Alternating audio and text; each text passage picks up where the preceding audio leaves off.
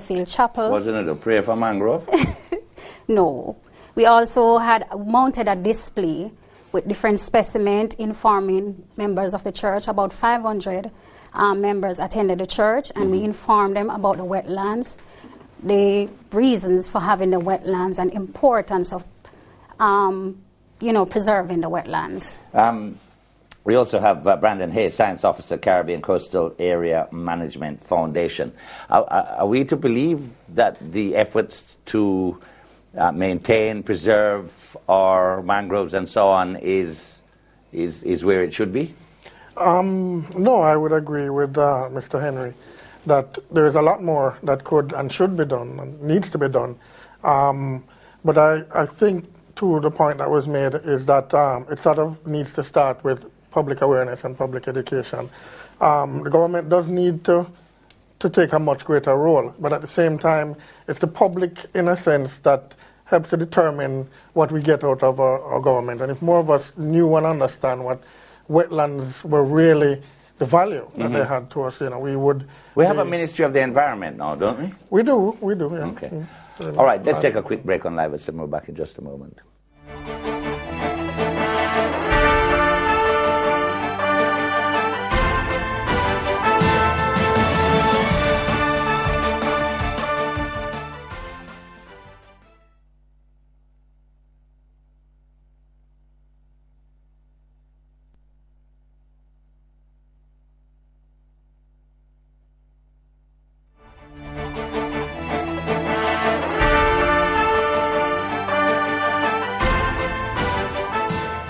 All right, welcome back to Live at 7. Now then, flood control, sea defenses, reduction of storm surge possibilities, habitation for juvenile marine organisms, that could be fish, habitat for birds, filtering of a runoff from the land, which is like nature's sewage plant, accretion, which is the growth of land, so your land would start to grow out into the water.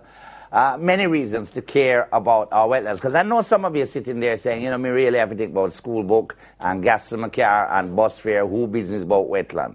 Well, eventually it's going to impact you if we lose all of ours, as we've seen with some of our beaches being eroded and so on and so on. And some of these areas are, of course, called protected. But are we regulating them? In studio, we have Ainsley Henry of the Ramsar Committee. We have Dion Rose, who is the Manager of Public Education and Corporate Communications, I left off this before, of NEPA. And Brandon Hay, who is the Science Officer of the Caribbean Coastal Area Management Foundation. All right. We know Peter Espute always has something to say. If it's up to him, not one building built in Jamaica, we save all the grass and wetlands and so on, right? Likewise for a lot of environmentalists. Or is it that it seems that way because our environment is constantly under attack by people wanting to build, people wanting to own, people wanting to change? And in doing so, are we not in danger of simply changing the nature of this island, supposedly of wood and water? No, we've got a little bit of wood. Sometimes you can't find any water anywhere. And all of this is because of how we treat our own environment. In relation to our mangroves, are we in danger of seriously impacting these crucial elements for our environmental well-being? Yes, I would think so. We certainly have removed much of the mangrove forest that we had along our north coast over time.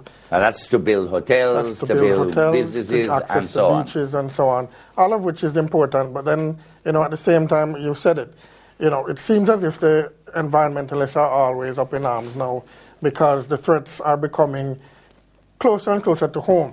What we have left is actually very, very valuable. So much of it is experiencing some kind of protection, these paper parks, as you would refer to them. Right. But even those areas are being threatened with some kind of development. Right. So, Now, I don't know whether this is mangroves, but we've done a couple of features on the environment, one about the erosion of beaches. And if you've lived long enough, you will see that Hellshire doesn't look like it used to do in the 70s. Neither does Turtle Beach, neither does Fisherman's Beach, neither does this beach, that beach, that beach.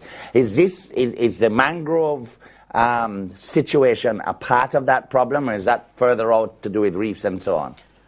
Yes, it may actually be in the case of Hellshire and some of the white sand beaches that we've been losing, more directly related to the condition of the reef itself and not so much the mangrove wetlands, although it's part of a whole complex. Ecosystem. And as far as Ramsar is concerned, the coral reefs are wetlands. It's part of So the it's part of definition. your That's broad advisory enough. mandate, whatever. Exactly, yeah.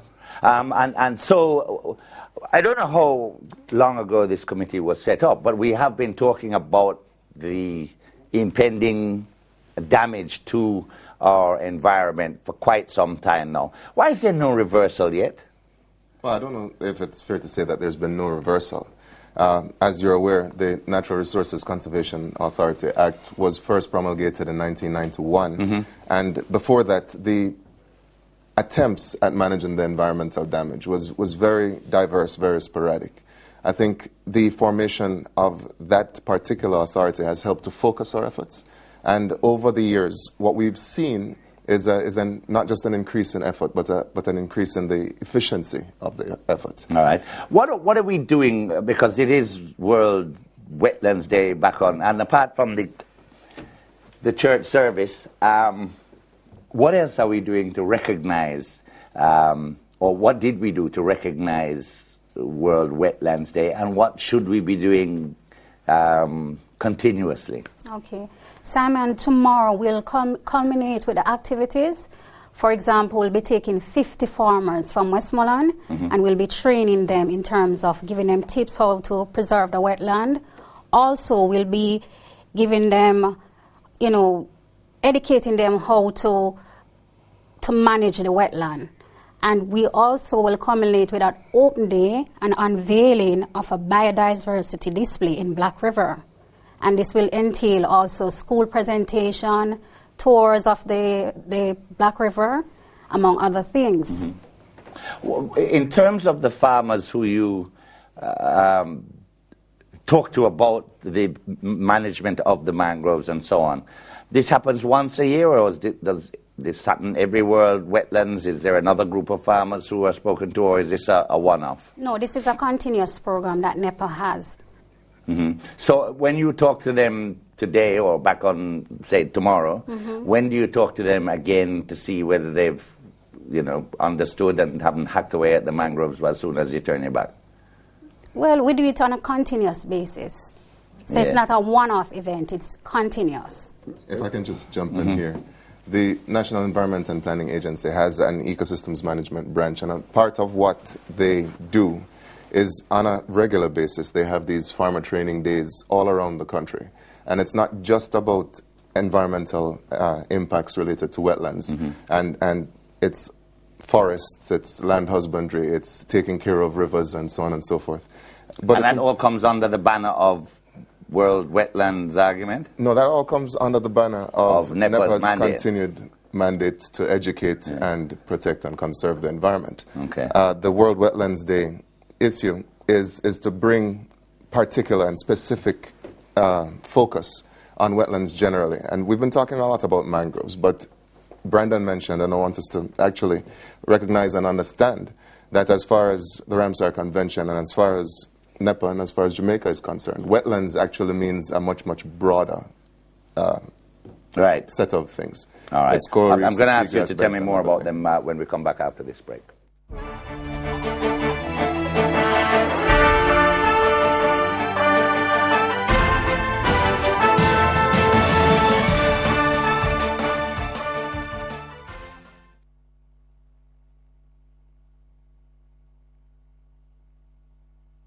Feel no.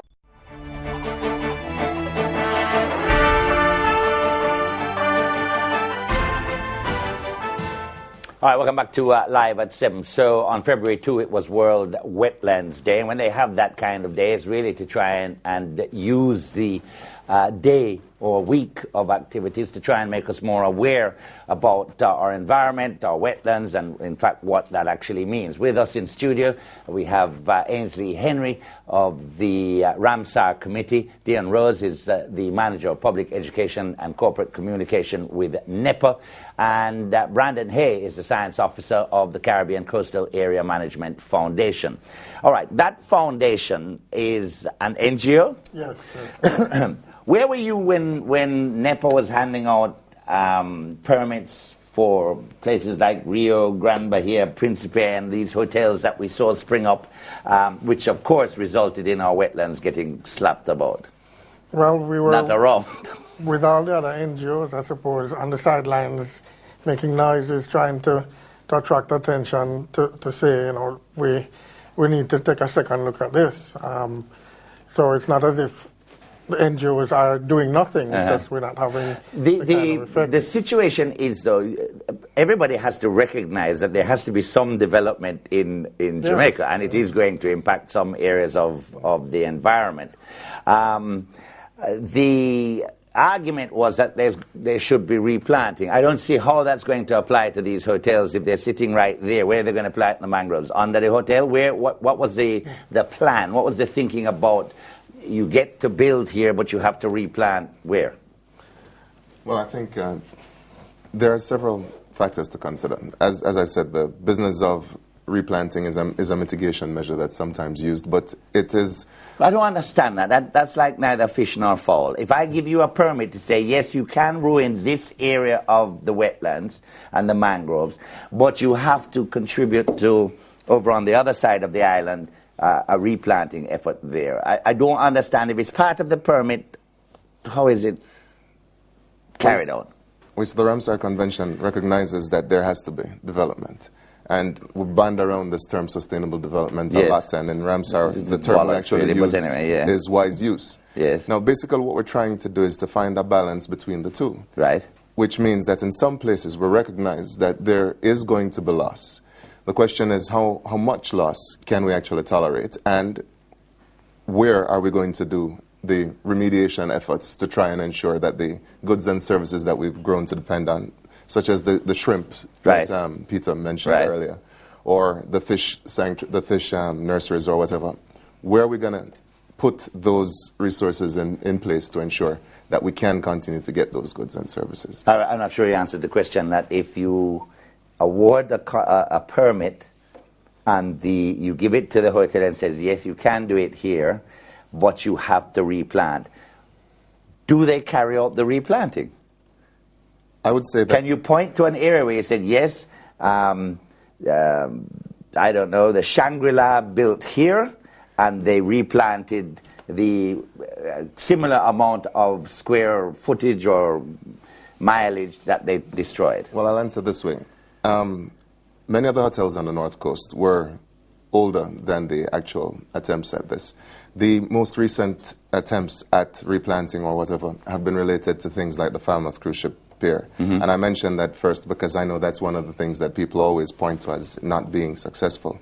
What I should point out is that while the mangroves have not yet been replanted, a part of what we have done is recognizing that there isn't enough space to accommodate a similar area, is that the agency, through... So you gave the permits without really expecting anything back? No, we always that was just to satisfy... No. We always expect him something. and Peter Esputa and so Not on. at all. Because the rest of Jamaica didn't even know what was going on. I didn't say sorry. Just tell them that they have to replant. No. And nobody, then we don't really expect them to replant. No, we always expect something back, and that's where it was headed, you see. Well, that's what I'm worried about, is who got what back to just allow them to chop up the thing. But maybe that's another program. A part of what we got in terms of that particular activity is that a significant amount of money has been put aside by the Port Authority. And what we've started doing with that money is that we've identified large tracts of wetlands on the North Coast near to Falmouth, near to where the damage was done, that we intend to have protected in perpetuity.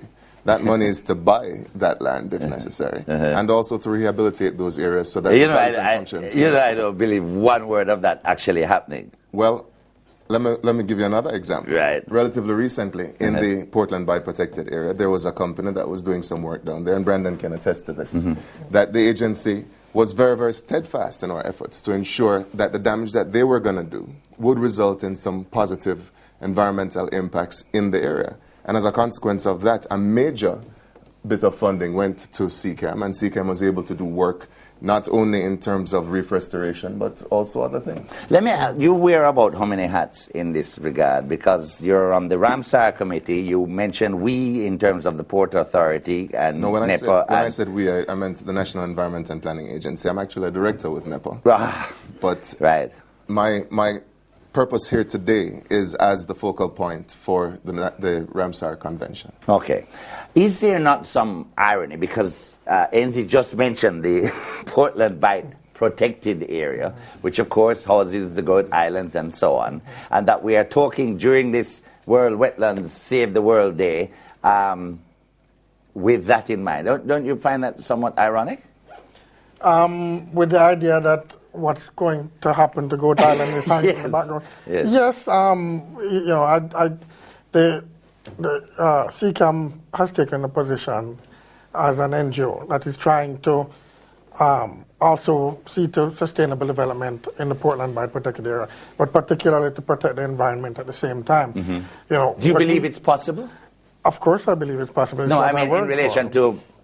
In this particular case, yes, in this particular setting with the government and the Portland Bight area and the Goat Islands and so on. Well, I don't know if I could go to work every day if I didn't believe at some level that it is possible. And so that's what I'm working towards. How can you believe it's possible when you have no idea what they plan to do?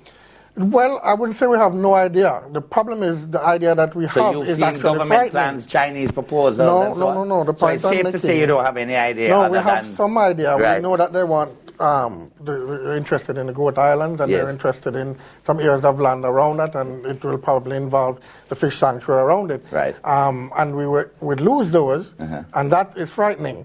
But that's only part of the story. You know, we haven't had the kind of dialogue that is going to be necessary for us to know, as Ainsley said, well, what, you know, this proposal is horrid in and of itself, but what are the alternatives? We haven't looked at the alternatives, the other sites. We haven't done a proper valuation.